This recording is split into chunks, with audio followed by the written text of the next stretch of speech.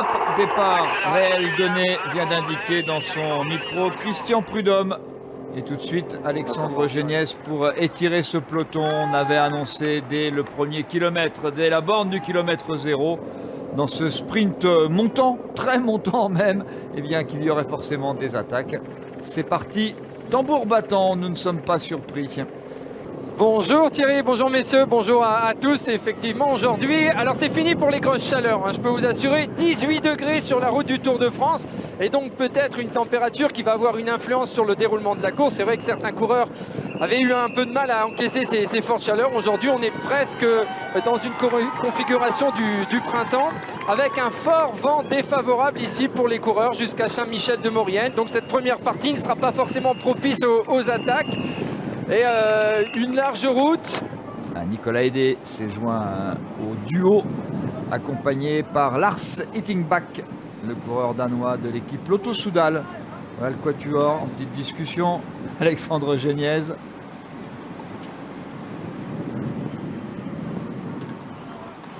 L'équipe de la FDJ n'a pas réussi à gagner avec Thibaut Pinot par exemple. Il a été en position de le faire comme Amande. Ça n'a pas gagné pour la FDJ. Marc Madiot le dit volontiers, il le disait hier soir sur RTL. On n'est pas dans nos objectifs. On va regarder ensemble les maillots distinctifs. On les a aperçus, Thibaut Pinot en queue de peloton pour l'instant.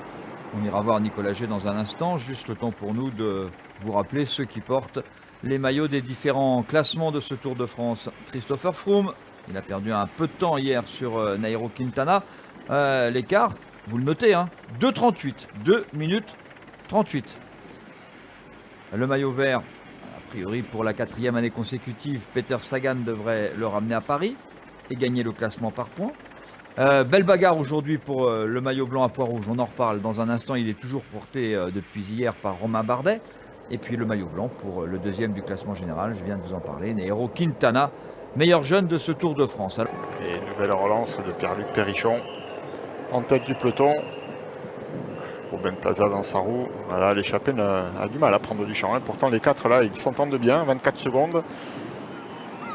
Voilà ce vent de face qui les empêche donc de progresser plus rapidement et le peloton qui est encore secoué par de nombreuses tentatives de contre-attaque, bien garde une vitesse élevée et cela ne permet pas aux 4 hommes donc de prendre beaucoup de champ. Ils vont arriver au pied du col de la Croix de Fer peut-être à 4 mais en ayant déjà dépensé de l'énergie et ils vont devoir inverser les rapports. Ça va peut-être pas aller bien loin pour eux. Bonjour Thierry, bonjour à toutes et à tous. Exactement, vous avez très bien résumé la situation. C'est-à-dire qu'aujourd'hui, il y avait un mélange de motivation, d'excitation parce que c'est la dernière étape de montagne avant Paris. Mais il y a aussi de la peur, un peu moins qu'hier peut-être, mais encore beaucoup de stress chez les coureurs. D'une part parce que cette étape est extrêmement exigeante, vous l'avez dit, et parce qu'elle est très courte. Donc les délais seront très, très courts également. Et on a pu discuter ce matin, j'ai discuté avec beaucoup de coureurs comme Pierre-Luc Perrichon, comme Alberto Contador ou Thibaut Pinot, et tous disent la même chose, c'est vivement que ce tour se termine parce qu'on est cuit, on est usé, on est fatigué, normal après 3 semaines de course, mais je peux vous dire que ça se voit chez les coureurs, ils sont cernés et ils sont tous extrêmement fatigués, donc cette avant-dernière étape arrive bien pour eux.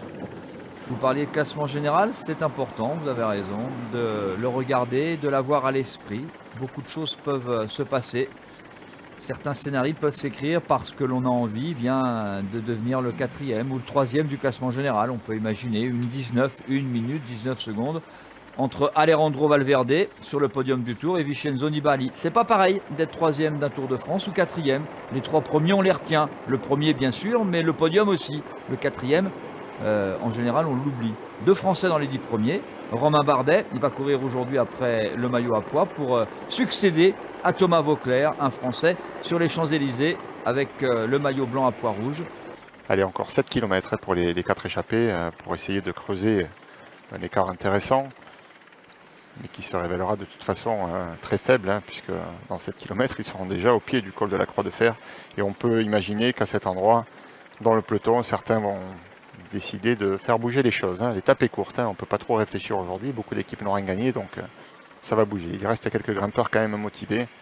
Nicolas Hédé a été le meilleur grimpeur du Tour d'Espagne et Alexandre Géniez, la révélation du dernier Tour d'Italie.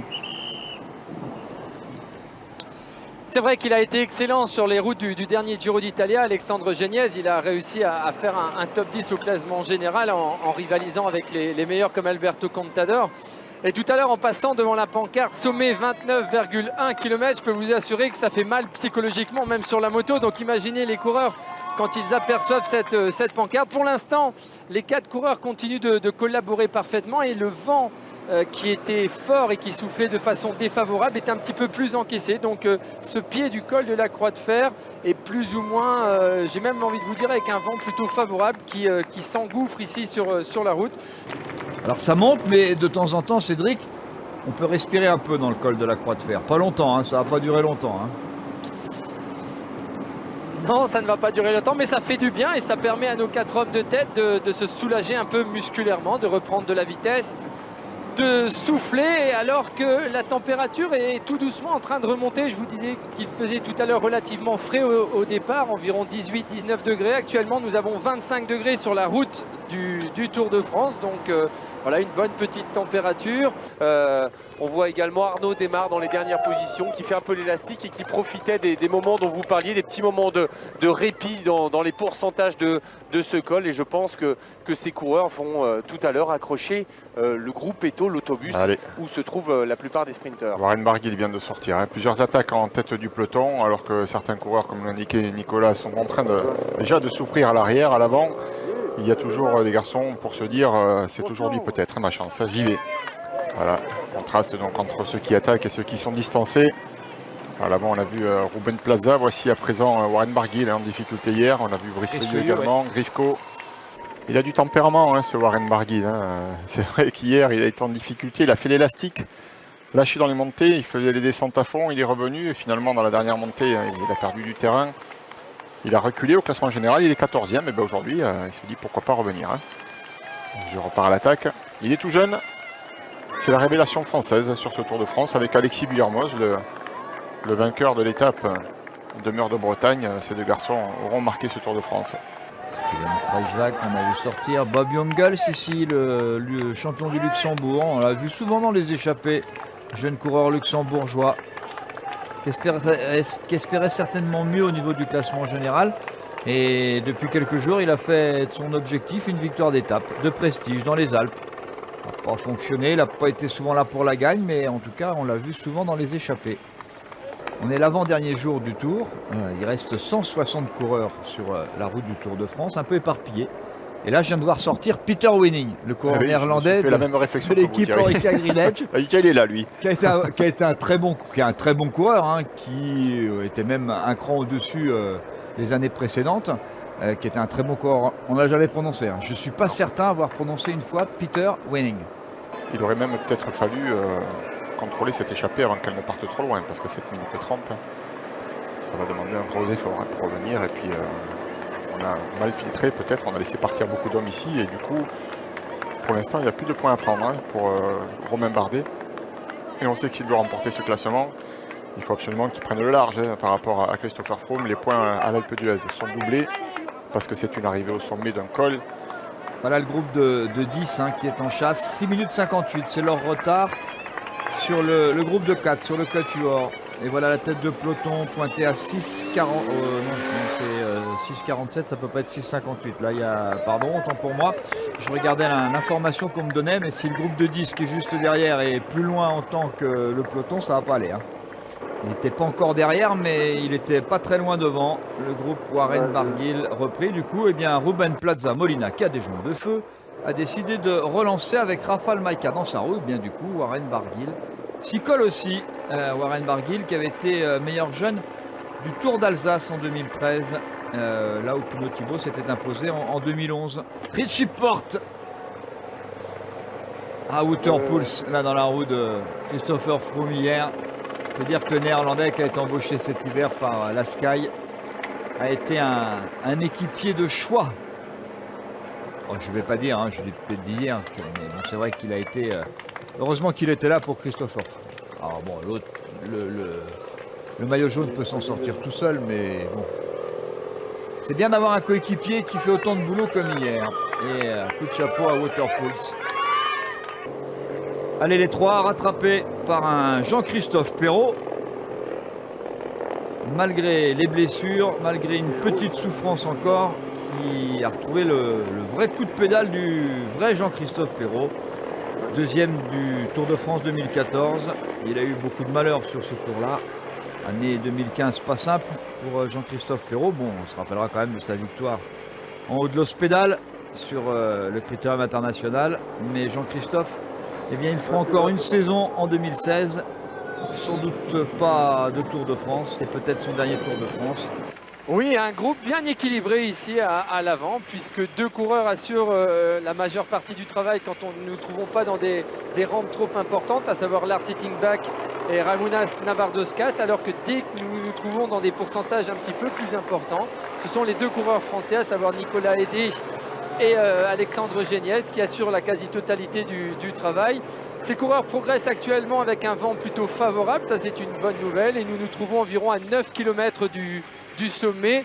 On n'est pas vraiment dans la portion difficile du col, un long faux plat montant avec un vent favorable, et pour l'instant pas vraiment de difficulté pour nos 4 hommes de tête. Celui-là, il le mérite son salaire. Les coureurs qui disputent le Tour de France méritent leur salaire, mais il y en a quelques-uns qui effectivement sortent un peu de l'ordinaire. Monsieur Courage sur ce Tour de France. Alors c'est pas parce qu'un coureur abandonne qu'il n'est pas courageux, mais bon c'est vrai, là il n'avait plus aucun enjeu, il savait qu'il venait de perdre tout espoir de remporter une étape sur le Tour de France, qu'il n'était déjà plus en lice pour les 10 premiers du classement général. Il avait, lui qui avait terminé deuxième l'an dernier, abandonné tout espoir d'être sur le podium.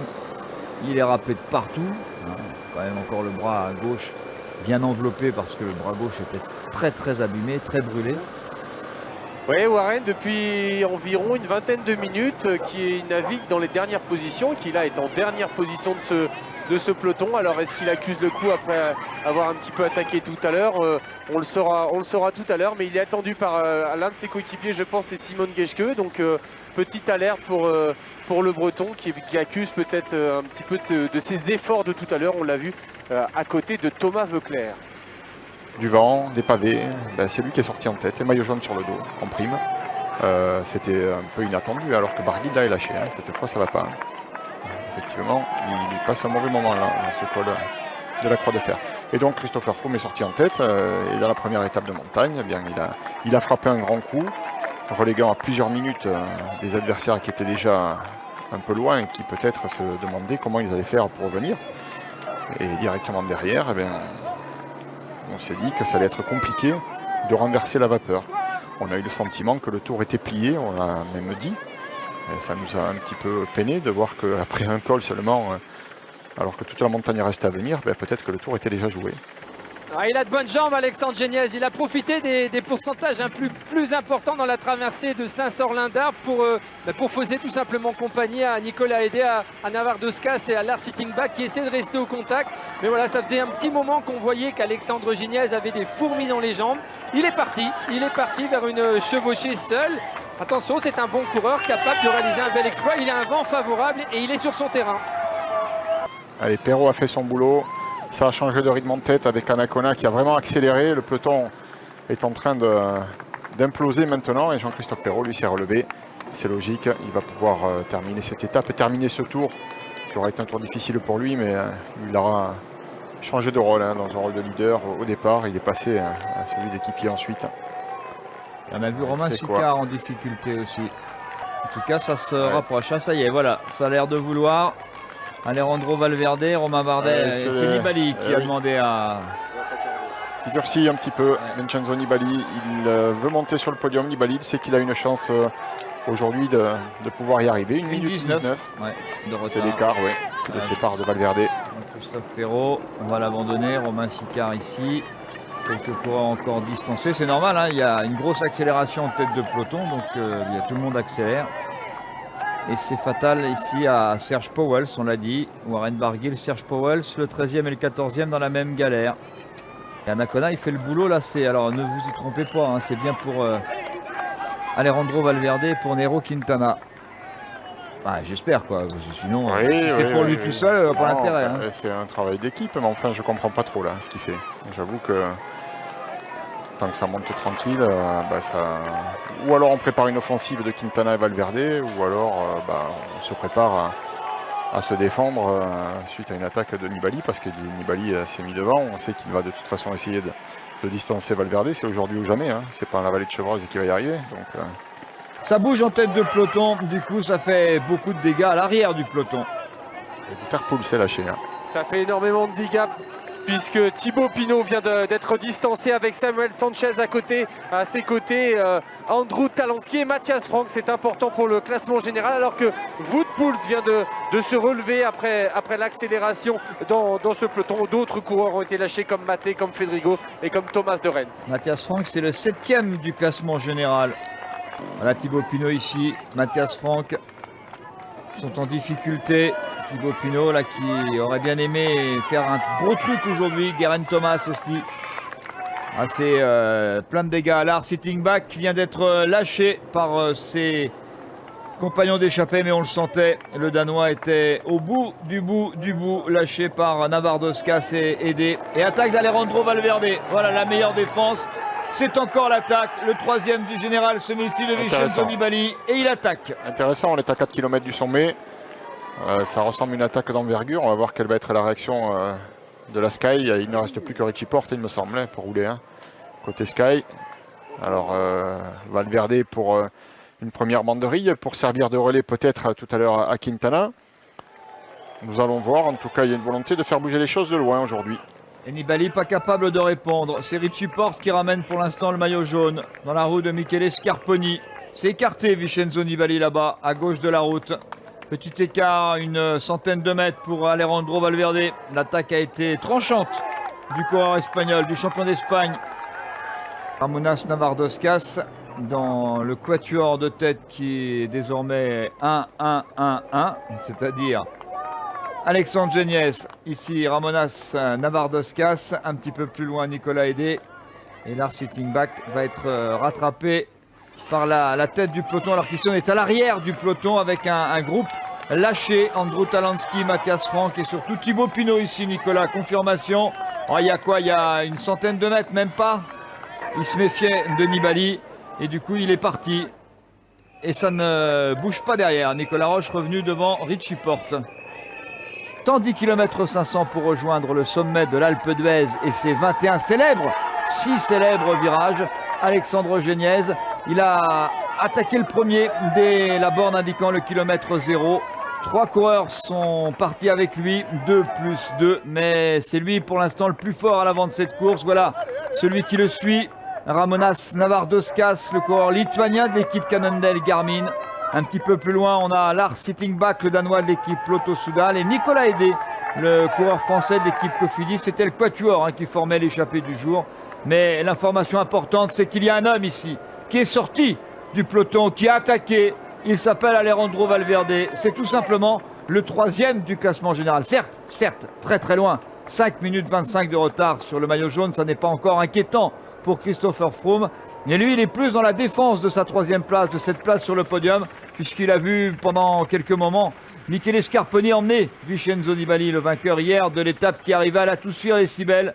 La tête du peloton ici, emmené par l'Irlandais Nicolas Roche, coéquipier du maillot jaune, coéquipier de Christopher Froome. On l'écoute. Ah, pardon, on va avant d'écouter Nairo Quintana. Ah là, ça c'est important. Là, c'est le 2e du classement général avant d'écouter Alejandro Valverde. Eh bien, regardons cette attaque ici de Nairo Quintana, sorti à gauche de la route. Le grimpeur colombien, c'est le 2e du classement général. Hier, il a repris 30 secondes à Christopher Froome. Il l'avait dit, j'attaquerai de loin aujourd'hui, j'ai pas le choix. Il faut que je tente d'aller titiller Christopher Froome. C'est bien fait, il fallait évidemment tenter quelque chose. Alors le problème c'est que l'équipe Sky s'est un peu reconstituée, Nicolas Roche est toujours là, il y a Geraint Thomas qui était revenu. On n'est pas loin du sommet, donc il n'y aura pas la possibilité de creuser un écart important, mais il va retomber bientôt dans la roue de Valverde, qui caracole 30 secondes plus loin à l'avant, en tête de ce groupe maillot jaune, et à 2, ça pourrait être un petit peu plus intéressant. Là, c'est Serpa. Ah tiens, Serpa. Un Colombien. Eh oui. 2 Colombiens. 2 Colombiens. Et La Roche qui explose. il n'a plus qu'un seul équipier, Christopher Froome, à l'avant du peloton.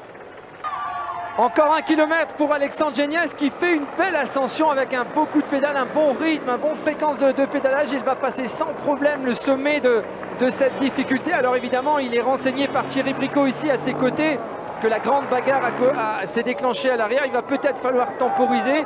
Toujours est-il qu'il n'y a aucun problème. C'est lui l'homme le plus fort à l'avant. Il continue de progresser avec un vent favorable et donc propice aux attaques dans cette ascension. Attention, là ça explose de partout. Hein. Évidemment, Valverde a coupé son effort à l'avant, a attendu Quintana et va l'amener donc jusqu'au sommet. Et derrière, réaction immédiate de Richie Porte qui vraiment fait un gros boulot pour Christopher Froome qui a l'air lui aussi très bien. Nibali dans la roue attend son heure. Et donc 5 coureurs avec Thibaut Pinot là, qui a réussi à accrocher les wagons. 5 coureurs à la poursuite donc du duo de coureurs de la Movistar. Et Thibaut Pinot nous a fait la même. Voilà, Quintana, Valverde et le groupe de 5 désormais. Là, il y a 150 mètres, 200 mètres d'écart au maximum. Énorme boulot de Richie Porte. Hier, c'était Wouterpoels. Thibaut Pinot qui vient de craquer derrière le quatuor. Il reste Richie Porte, Christopher Froome, Alberto Contador, Vincenzo Nibali. Ici, c'est Joaquim Rodriguez qui est là. Michele Scarponi. Rafael Maïka, le coéquipier de Bardet qui fait une mauvaise opération pour le coup. Pierre Roland. Il n'a pas choisi bien sûr, mais il est en difficulté sur le sommet de ce col et il ne pourra pas marquer beaucoup de points en tout cas, et surtout Froome est devant. Ça c'est le problème pour Bardet, c'est que Froome est devant et déjà il va lui chipper quelques points au classement du meilleur grimpeur. SAR 25 encouragé, beaucoup de monde ici au sommet du col de la Croix-Ferre. Voilà, ça y est, Alexandre Géniez va basculer, il a fait un bel effort. La question maintenant est de savoir s'il a intérêt à poursuivre son effort dans la mesure où Navarro-Dos n'est pas très loin derrière. On pourrait assister à un regroupement dans la descente. Quintana, Valverde, le duo de la Movistar, c'est la même équipe. Hein. Ça aussi c'est important, c'est le deuxième et le troisième du général. Je crois que Quintador a explosé aussi dans le groupe maillot jaune. Il m'a semblé le voir avec quelques longueurs de retard. Alors on revient sur Thibaut Pinot ici, hein. Le peloton est vraiment, alors là c'est même plus en pièces détachées. Hein. Oui, il est là, Alberto Contador qui a été lâché par un trio désormais. Le trio c'est Richie Porte, Christopher Froome, Vincenzo Nibali. Regardez, Nairo Quintana et Alejandro Valverde se retournent. Ils attendent, ils coupent leur effort. Christopher Froome désormais obligé de se débrouiller tout seul. Certes, la descente arrive. Normalement, un ou deux devraient pouvoir revenir, au moins Richie Porte. Mais c'est un signe, il se débrouillera tout seul. Il va aller chercher là sur une accélération. Le duo de la Movistar. Et surtout des points pour le classement de la montagne. Ça l'intéresse pas du tout. Ça l'intéresse pas du tout. Mais voilà, par voie de conséquence, il va chipper le maillot de la montagne. Ça, c'est votre avis que ça l'intéresse pas. Moi, j'ai pas le même. Hein. Ça l'intéresse. Bon, enfin, je dis pas. Chaque fois qu'il a pu accélérer pour prendre des points, il l'a fait. Je suis pas sûr que là, ce soit ce qui l'intéresse vraiment. Là, je crois que ce qui l'inquiète plutôt, c'est Nairo Quintana, Alejandro Valverde. Nairo Quintana, Alejandro Valverde qui passe ici. Voici Christopher Froome avec Vincenzo Nibali dans sa roue, qui fait l'effort pour revenir très vite sur le duo. Thibaut Pinot aussi qui est là, mieux qu'Alberto Contador. Oh ça, là c'est une image, Alberto Contador en grosse difficulté. Il a le coup de pédale saccadé, Nico. Et c'est pas étonnant de voir Alberto Contador comme ça en difficulté, vous l'avez dit. Thibaut Pinot est revenu, Thibaut Pinot extrêmement fort est revenu sur l'Espagnol qui nous disait ce matin qu'il était fatigué, qu'il payait ses efforts. Et bien voilà illustration. Et il revient. Excusez-moi, c'est parti tout seul. Mais... Le deuxième du général, le premier du général. Oui, il est bien revenu dans la roue, du coup, que va-t-il faire maintenant? Que faire quand on se retrouve avec le deuxième, le troisième et le quatrième du général? S'il se fait attaquer à tour de rôle, ça va poser problème quand même. On est loin de l'arrivée. Alors vous me direz, bon, la meilleure défense, une bonne attaque. Et c'est exactement ce qui se passe. Quintana se dit, bah tiens, t'es tout seul, on va faire en mano à mano. On va voir où ça nous mène. Valverde Nibali, on est à la lutte pour une troisième place sur le podium. Mais on fait course commune quand même. Il y a non pas une entente cordiale entre les deux, mais bon, inutile de se faire distancer bêtement comme ça. Restons en contact des deux leaders. Oui, les écarts sont pas très importants maintenant. Et alors, la préoccupation pour Christopher Froome, c'est qu'il se retrouve complètement seul, avec deux Movistar. S'il commence à l'attaquer à tour de rôle, qu'est-ce qu'il va faire? Il va sauter sur tout le monde à un moment donné. Peut-être qu'il va devoir lui-même attaquer pour essayer de distancer ceux qui l'accompagnent. Hein. Et là, il est vraiment dans une position inconfortable. Et s'il était victime d'un incident mécanique et que sa voiture ne soit pas directement dans sa roue, voilà, c'est là qu'on peut évidemment avoir le secours et la nécessité d'avoir des coéquipiers autour de soi.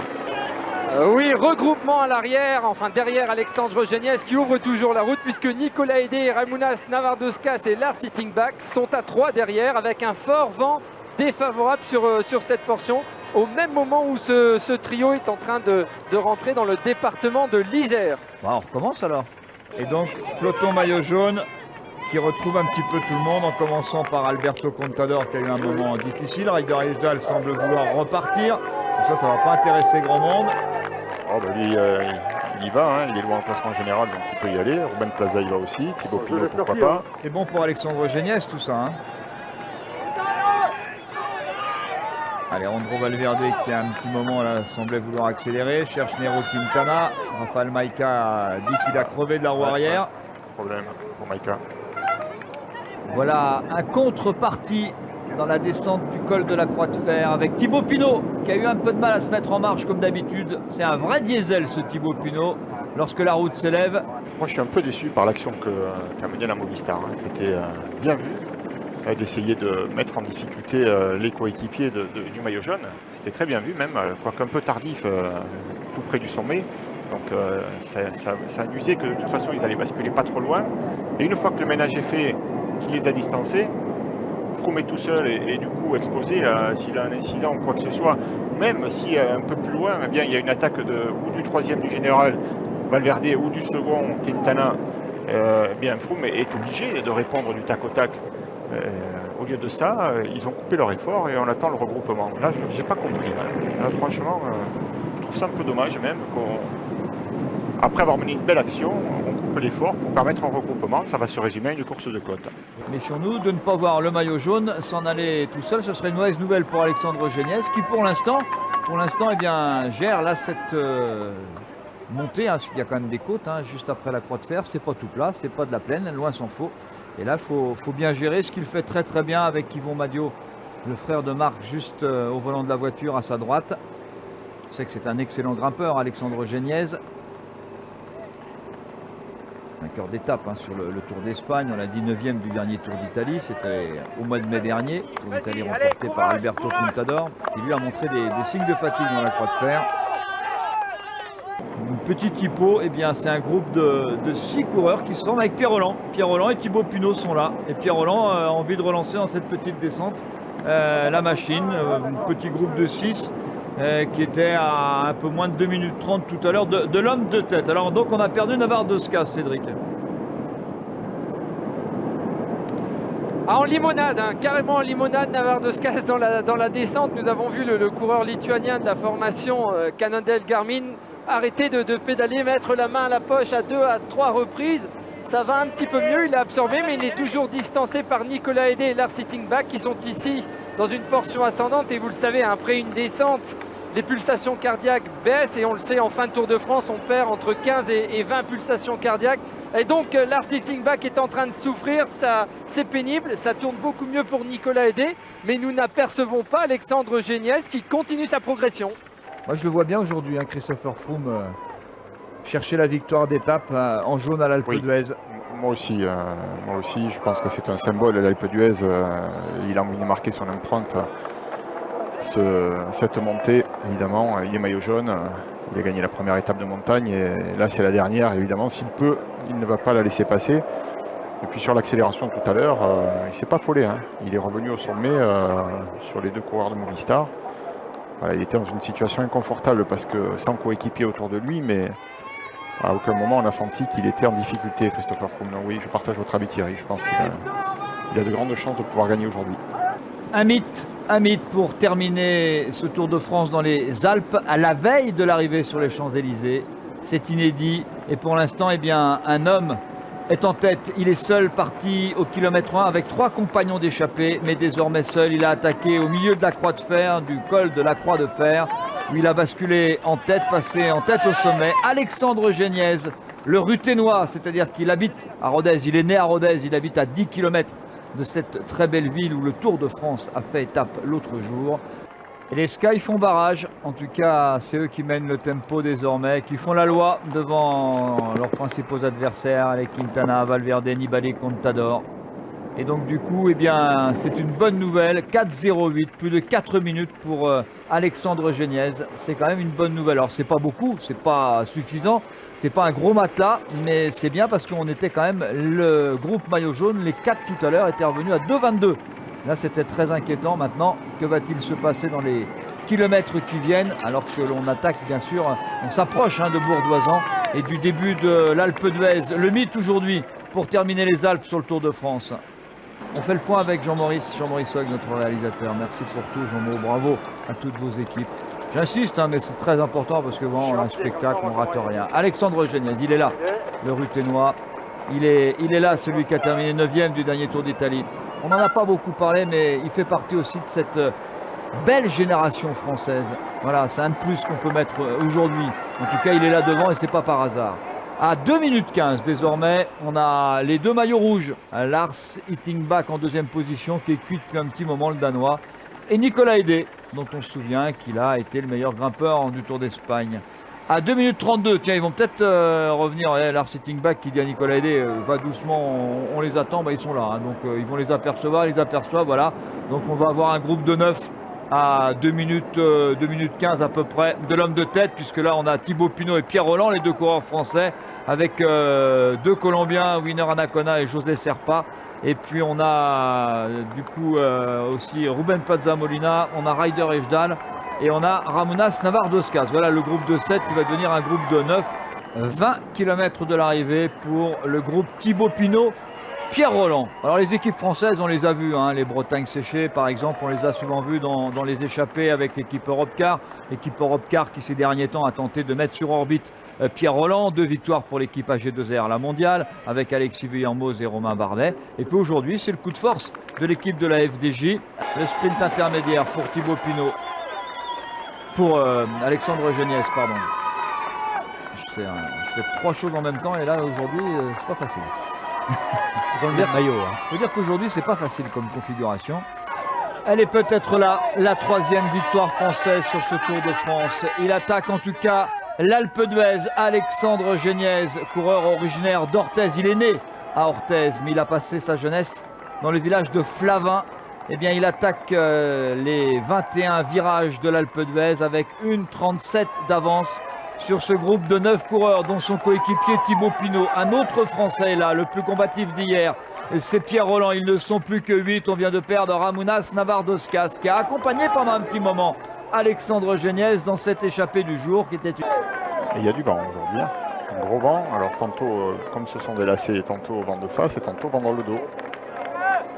Pour l'instant, c'est vent de face sur cette première rampe. C'est José Serpa. Nibali. Qui a un problème de dérailleur. Il va être obligé de changer de vélo. Je pense à prendre les 2 bidons. Voilà le vélo qui arrive. Pas de plaque de cadre. Vincenzo Nibali qui a été attendu par 3 de ses coéquipiers, Kangert, Michele Scarponi et Jacob Fulzang. Et là, Vincenzo Nibali qui est en train de rattraper les premiers coureurs distancés comme Thomas Voeckler.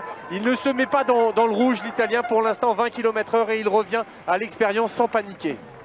Se sont un peu affolés les coéquipiers de Nibali, un mouvement de panique au moment où le champion italien a crevé. Ils sont tous arrêtés. Il aurait peut-être mieux valu rester échelonné pour servir d'étage. Et faciliter la remontée, c'est un petit peu lui qui les attend maintenant. Wouter Pauls, Richie Porte, voilà les 2 coéquipiers devant Christopher Froome.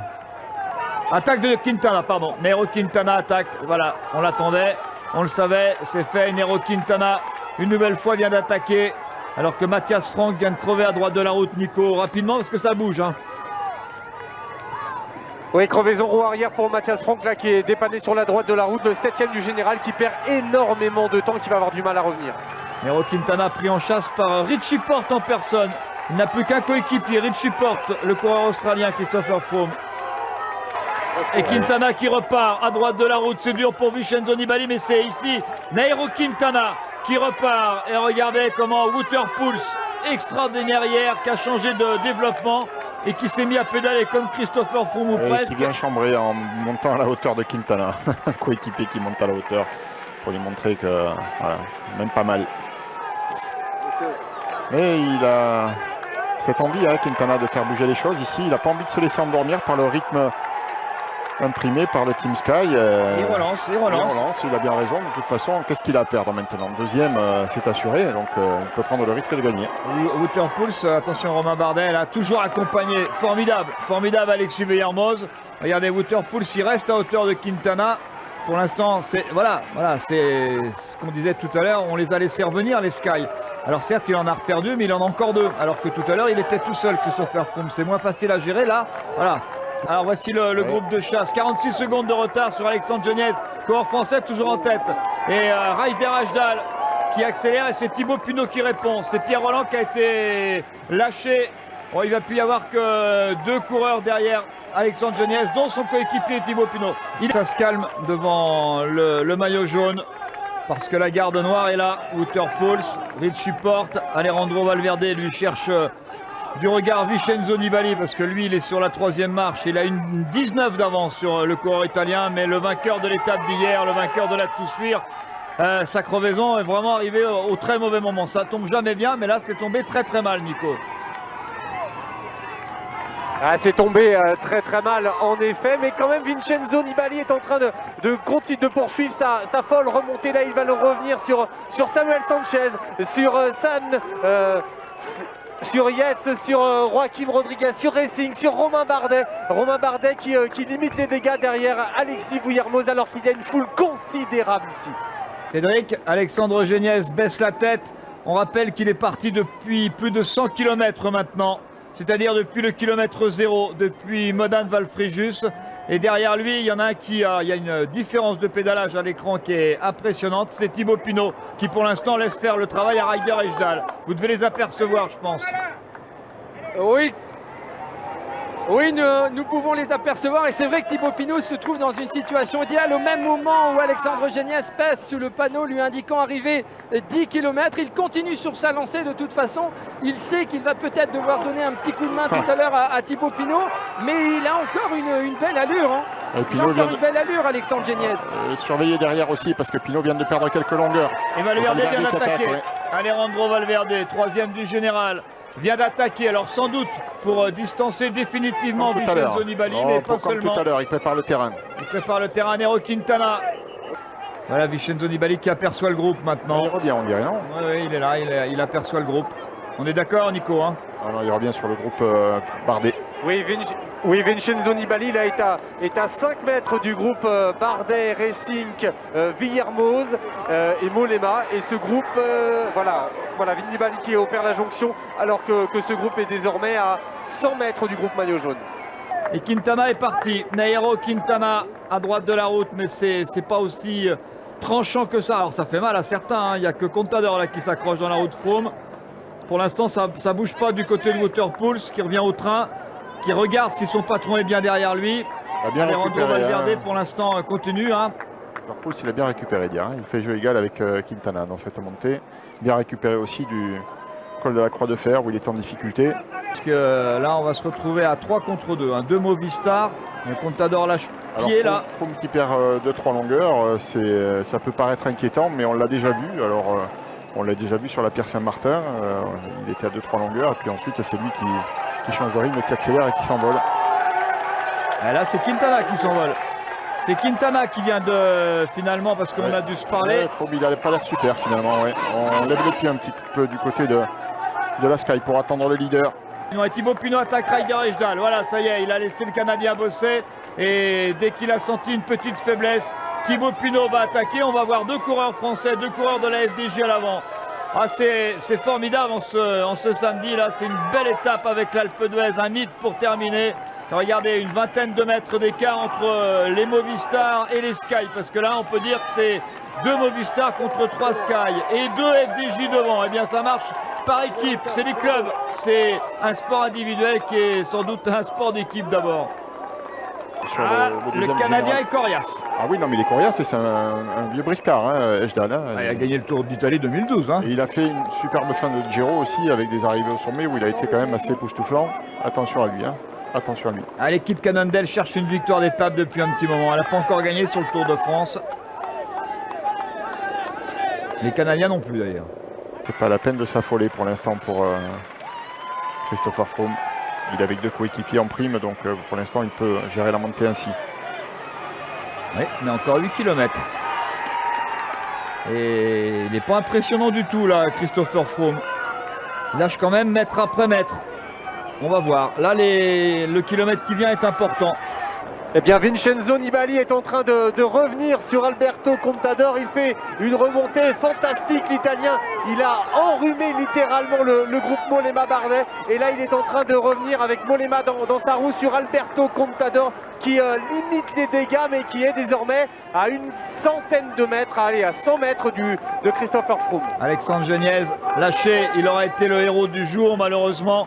Lâché à 8 km. Et Alejandro Valverde, lâché par Nairo Quintana. Et l'écart entre Quintana et Christopher Froome, 14 secondes à 8 km du sommet. C'est Winner Anacona qui a pris le relais de Valverde, qui n'en pouvait plus dans la roue de Nairo Quintana. Il aurait bien aimé pouvoir l'aider, mais ça va trop vite pour l'Espagnol. En souffrance, Christopher Froome quand même, parce que c'est pas aussi aérien que ça. Regardez Waterpools, Richie Porte, dès qu'ils accélèrent un tout petit peu, ils mettent 1 mètre ou 2, il faut que Christopher Froome leur parle. Et voici la tête de course. Quintana revenu à 1,13 de Thibaut Pinot, Ryder Hesjedal. Quintana parti peut-être pour gagner l'étape, attention. Alors combien il peut reprendre Quintana sur 7 km à Christopher Froome? Je dirais 1 minute 30 maximum. Attaque d'Hesjedal, Ryder Hesjedal qui tente le Canadien. Il est coriace, qui tente de distancer Thibaut Pinot. Mais Thibaut il monte au rythme. Il sait aussi Hesjedal que le match il ne se situe pas là. Hein. Le danger c'est pas tellement Pinot, c'est ce qui arrive derrière. C'est Quintana qui est sorti du groupe 1 et qui revient fort. Il sait aussi que Thibaut Pinot n'aime pas ce genre d'à-coup. Thibaut, regardez, il va monter encore au train comme d'habitude, se met pas dans le rouge. Se connaît bien, se connaît très très bien. Et le groupe maillot jaune, en tout cas le trio de la Sky, revient sur Ruben Plaza Molina et Alejandro Valverde. Attaque de Thibaut Pinot. Ça y est, il est parti en danseuse cette fois. Thibaut Pinot qui fend la foule et qui lâche Ryder Hesjedal. Thibaut Pinot, remarquable là-bas, ça y est, cette fois il a pris la mesure du Canadien. Il est parti à exactement 6 km 300 de l'arrivée. Ryder Hesjedal en danseuse. C'est doucement parce que 6 km 300 c'est long et Hesjedal il lâche jamais le morceau. Hein. Et Winner Anacona qui se sacrifie pour Nairo Quintana, c'est bien normal, mais alors quel sacrifice! Autant hier Waterpools a été extraordinaire face devant son patron, autant là Anacona est fabuleux. Ils rejoignent Alexandre Geniez. Thibaut Pinot, seul en tête à 6 km de l'arrivée. Chris Froome, en effet, on le voit regarder vers le bas. Alors ça, on a l'habitude, mais il a laissé quelques centimètres, voire 1 mètre tout à l'heure. Et Woodpools n'arrête pas de se retourner, comme vous le disiez tout à l'heure. Heureusement qu'il a ses 2 coéquipiers. Et là, les coureurs de la Sky qui fondent la foule dans le virage des Hollandais avec des fumigènes et avec une odeur de fumigène. Ils ont repris Valverde. Maintenant, ils essayent de limiter les dégâts. Ah, il n'a pas l'air super, là, Christopher Froome. Il se met danseuse, c'est assez inhabituel de le voir se soulager les quadriceps comme ça. Il a besoin de lever un peu le pied sur cette portion. Rien n'est fait parce que Thibaut Pinot n'a que 1 minute d'avance sur le duo Quintana-Anacona. Mais eux, ils jouent le classement général. C'est le deuxième qui est là et qui a lâché le maillot jaune. Le premier au classement général, Christopher Froome. Le dernier écart, il est de 30 secondes. Toujours 30 secondes entre Nairo Quintana et Christopher Froome. Pierre Rolland qui s'accroche dans la route Valverde. 5 km encore. On a déclenché les chronomètres pour voir. 5 km de l'arrivée pour une victoire de prestige pour Thibaut Pinot. Il a déjà gagné une fois sur le Tour de France. C'était de l'autre côté des Alpes, c'était en Suisse. Et cette année, il a gagné 2 fois. Ah, il la mériterait. Hein. Il la mériterait. Au Tour de Suisse, au Tour de Romandie. Ouais. Il la mériterait parce il l'avait dans les jambes. Hein. Ça n'a pas été son tour. Il n'a pas été aussi fort que l'année passée, mais il l'avait quand même dans les jambes. Il l'a loupé de peu. Et la menace, c'est bien sûr Quintana, mais Quintana plafonne. Hein. 54 secondes, toujours pour Thibaut Pinot à 5 km de l'arrivée. Ouais, 54 ici. Voilà qui est fait. On va déclencher les chronos avec Christopher Froome. Mais c'est une bonne nouvelle pour Thibaut Pinot qui a toujours, attention, hein, Ryder Hesjedal pas très loin. On l'a un petit peu perdu de vue. Voilà, Waterpools s'était écarté un instant. Il va être relâché et donc c'est Richie Porte qui fait le travail maintenant qui va se sacrifier désormais pour Christopher Froome, même si Wouter Poels s'accroche, il a besoin de récupérer Alejandro Valverde. Avec Et Nero Quintana, il va tout Quintana seul. s'en va. Accélération terrible de Nero Quintana, le vainqueur du Tour de l'Avenir. Il a profité au maximum du travail de son coéquipier, il a récupéré un petit peu après la première accélération, celle qui lui a permis de distancer le maillot jaune, et maintenant il tente un pari impossible, improbable, essayer de récupérer 2 minutes secondes. en 5 km, en moins de 5 km. 36 secondes pour Nero Quintana d'avance sur Christopher Froome. Il en avait 2,38 ce matin au départ. Mais là, il est impressionnant. Regardez le petit grimpeur colombien. Là, il va faire trembler Christopher Froome, c'est sûr. Et c'est pas une bonne nouvelle pour Thibaut Pinot. Sauvé par ses équipiers. Le travail de la Sky. Attention, plafonne un petit peu là. Nero Quintana. Richie Porte après Wouter Poels. Il se rapproche de Thibaut Pinot, Quintana. 44 secondes. Ouais, mais il stagne un petit peu quand même. Hein. Et l'écart qui continue de grandir quand même avec Christopher Froome. Il est là, Thibaut Pinot. Pour l'instant, il est seul en tête. Il a pris le relais d'Alexandre Geniez. C'est le jour de la FDJ. Allez, le dernier kilomètre est moins dur, hein, ça redescend même un petit peu. Il est inquiet, hein, Thibaut Pinot. Il se retourne, il ne sait pas trop où il en est. Il aimerait bien avoir des infos de la moto. Et il demande l'écart. Il demande l'écart. Derrière, allez. C'est 42 secondes sur Nero Quintana. Regardez, il a du mal à suivre Christopher Froome. Il a du mal à suivre Richie Porte. Se retourne, il est inquiet. Nicolas. Qu'est-ce qu'il cherche derrière là? Je comprends pas. Oui, Christopher Froome incapable de hausser le ton derrière son coéquipier australien, incapable de suivre Richie Porte. Il vient de refaire le trou, mais incapable l'anglais de le relayer Richie Porte. Et là on le voit, il n'est vraiment pas souverain, même s'il n'est pas encore il n'est pas en perdition, mais il est vraiment dans le dur, l'anglais. Oui, mais il gère la crise, hein. Il a perdu pratiquement 1 minute, hein, Christopher Froome sur Nero Quintana. Il ne reste que 3 km 500. Ça c'est pour l'homme de tête, mais pour Christopher Froome qui vient de passer sous la banderole indiquant les 4 derniers kilomètres, voilà, la distance est maintenant moins importante et l'écart à son avantage reste encore assez favorable, hein. Il a 1 minute 38 de marge encore. Oui, Thibaut Pinot qui se trouve actuellement sur une portion avec un vent favorable. Vous savez, le vent souffle assez fort ici sur les hauteurs de l'Alpe d'Huez. Et certains côtés sont vent favorable. Il passe à 3 km de l'arrivée avec un vent qui le pousse. Il fait une bonne impression, Thibaut Pinot. Il peut résister. Et là, on est dans la stratégie des Sky sur un Tour de France. Hein. C'est que de temps en temps, Richie Porte, on l'a vu, hein, qui faisait des petits sourires. Sur certaines étapes, il est loin derrière. C'est pour lui étape de repos. Et quand on a besoin de certains coéquipiers, d'être là le jour J comme aujourd'hui, on va retrouver par exemple Richie Porte maintenant. Parce que c'est lui qui est en train de sauver le maillot jaune de Christopher Froome dans cette montée de l'Alpe d'Huez, le coureur australien. Ça donne un peu le regret de ce qui s'est passé dans la croix de fer tout à l'heure, parce qu'il n'y avait plus d'équipier de Froome, mais là maintenant c'est Richie Porte en effet, comme vous dites, qui lui sauve la vie. Au moins le maillot jaune. Au moins le maillot jaune. Voilà, ils reviennent sur Winner Anacona, mais pour l'instant, il résiste. Thibaut Pinot en tête de course dans ces derniers kilomètres sur l'Alpe d'Huez, qui résiste à Nero Quintana. Oui, Nero Quintana, au même moment où Thibaut Pinot va apercevoir le panneau arrivé 2 km. Il sait qu'il peut le faire, il est encouragé, Thibaut Pinot.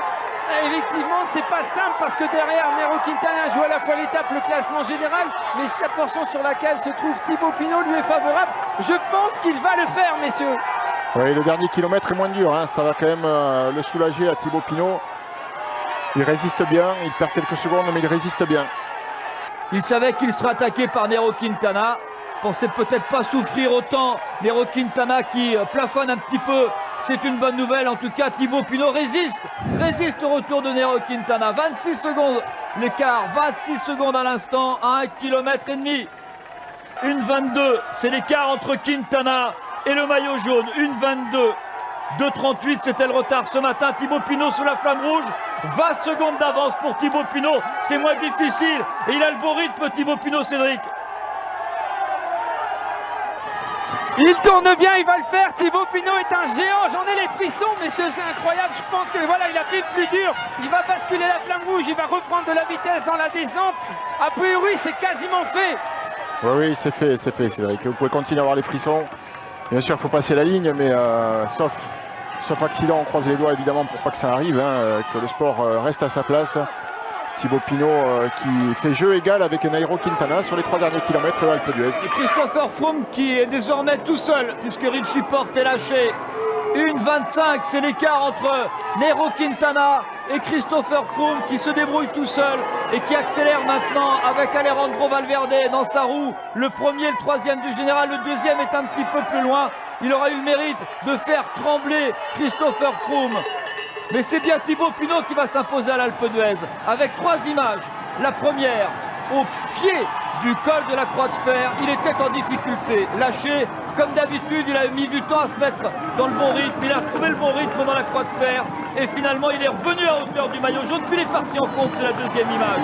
Il était dans un groupe en contre derrière son coéquipier, son ami Alexandre Géniez, qui l'a rattrapé. Ensuite, il s'est débarrassé de Ryder Rejhdal. Et il a résisté à Nairo Quintana. Et avec du caractère et un sacré talent, Thibaut Pinot remporte la 3e victoire française sur le Tour de France, la 2e sur un Tour de France, la première pour la FDJ. Chapeau à la FDJ, chapeau aussi à Nairo Quintana qui vient de faire trembler Christopher Froome dans la montée de l'Alpe d'Huez. Il aura peut-être quelques regrets Quintana de ne pas avoir essayé quelques jours plus tôt, d'avoir tout misé sur le dernier jour. Bravo pour le panache.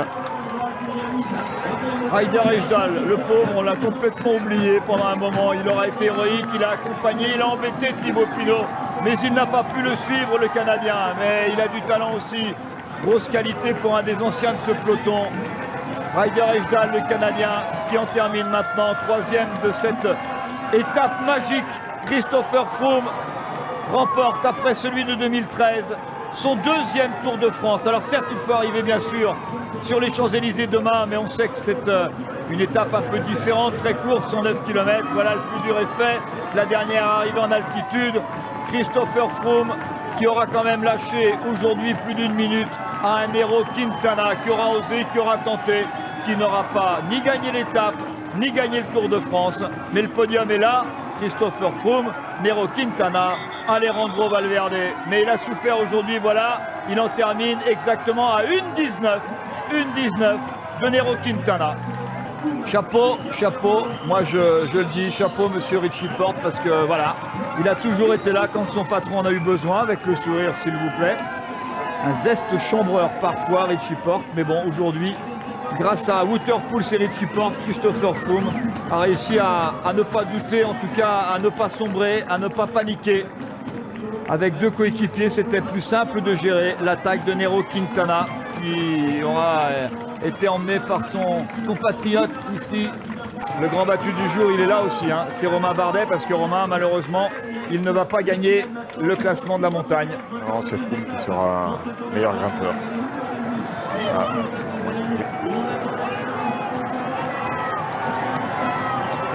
Thibaut aura vraiment montré la persévérance avec tous les malheurs qu'il a eu pendant ce tour. Il gagne l'étape.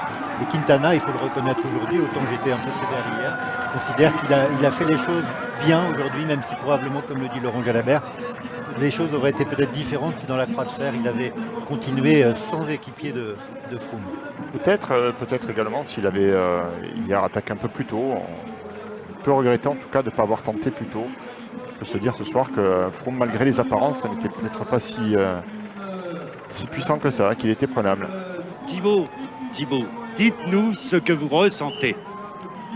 Il n'y a pas de mots, c'est l'Alpe d'Huez, c'est quelque chose qui me faisait, c'est une montée qui me faisait rêver. De gagner, j'ai encore du mal à réaliser. Je pense qu'il me faudra un peu de temps parce que c'est vraiment une étape que tout le monde avait coché, c'était celle-là, quoi. C'est une joie indicible.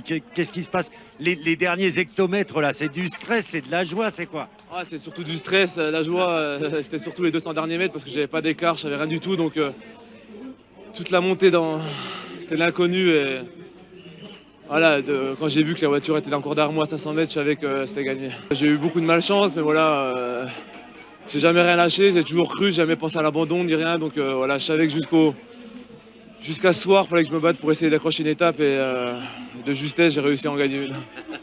J'ai le droit à la question bête, c'est mieux de gagner une étape et d'être un peu moins bien classé au général ou le Tour de l'année dernière était mieux quand même? C'est 2 joies différentes, c'est vrai que c'est une bonne question, mais Mais c'est vrai que gagner de Vélébras, c'est quand même quelque chose que, surtout Alpe d'Huez, c'est assez spécial. Et ça, c'est quelque chose qu'on retient dans une carrière. C'est vraiment quelque chose qu'on retient. Ouais. Elle est belle celle-là, elle est belle. Elle est très belle, surtout qu'il a fait un super taf, Alex. Bien joué. Ça serait pas Monsieur Geniez par hasard? C'est ça, ouais. Donc on a passé une super journée. J'ai une super équipe, une super ambiance. C'est sûr que ça aide quand, même dans les moments difficiles, à jamais rien lâcher.